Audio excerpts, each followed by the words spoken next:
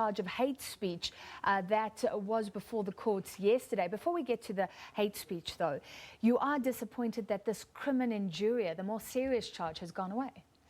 Yes, we are disappointed because in our legal papers that were filed with the Equality Court, we did not include the remedy that is provided for in the Equality Act, wherein the clerk of the Equality Court can be ordered by the presiding officer to refer a copy of the judgment to the Director of Public Prosecutions for possible institution of criminal charges.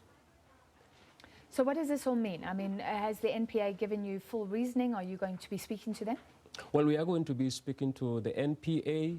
We understand they are independent, but we have an interest. We are pursuing this case in the public interest, and we want to establish what were the reasons for the provisional withdrawal so that we can be in a position to see if should the hate speech case continue, so that we can add this relief that can be added around possible institution of criminal proceedings, so that there can be a direct order from the court ordering the NPA to consider possible institution of criminal charges. Yeah. Do you believe he deserves jail time? Because that crimen injuria is a criminal matter, so then we're not just talking about fines, but possible jail time.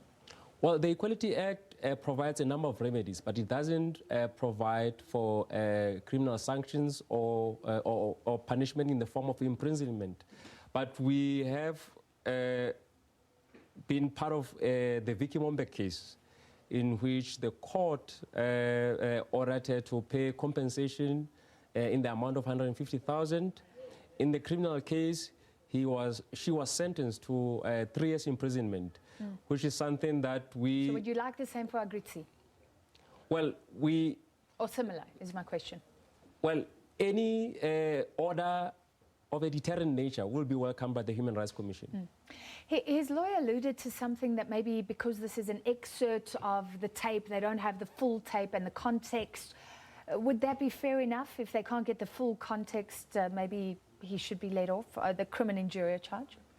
I raised this with my learned colleagues yesterday. In this matter, I don't think context really matters, because Mr. Agritzi has already acknowledged that he's a racist, that he did make these objectionable utterances. What will you do now? So are you going to speak to the NPA?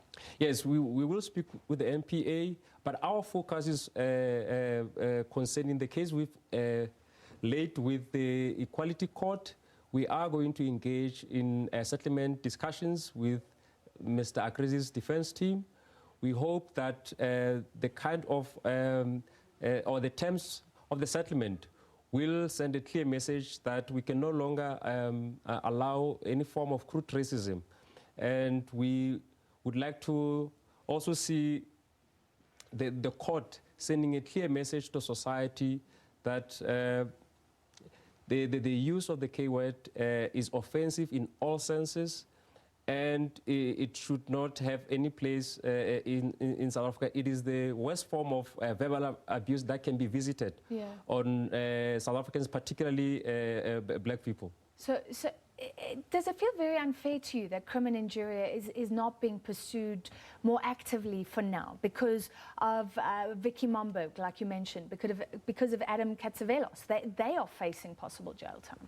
Yeah, there might be reasons why the NPA has decided to provisionally withdraw this.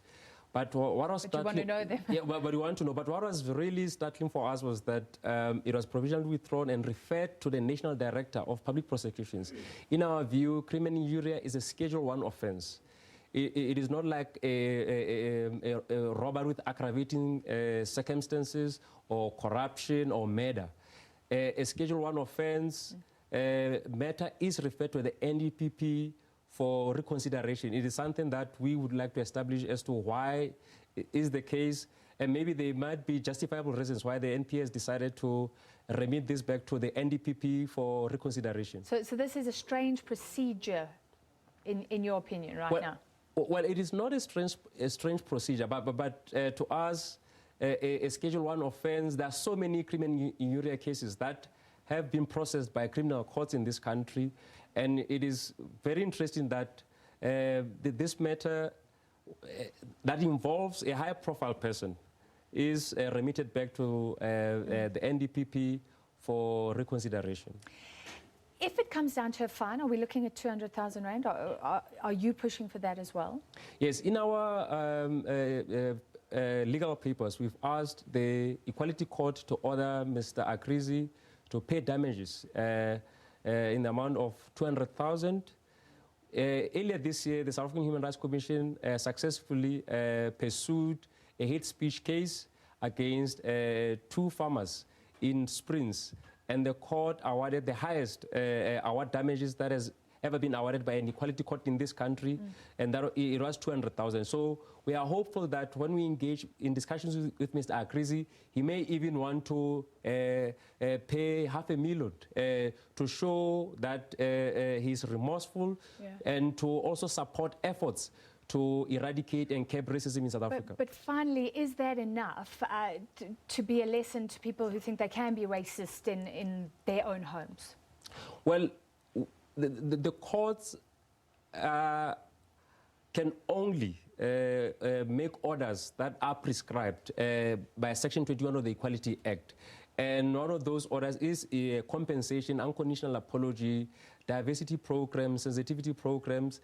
But we hope that Parliament will, the new Parliament will expedite the hate speech or hate crimes bill in order to increase criminal sanctions for persons who engage in hateful and racist conduct. All right, thank you very much for your time tonight. Buang Jones, legal representative for the Human Rights Commission.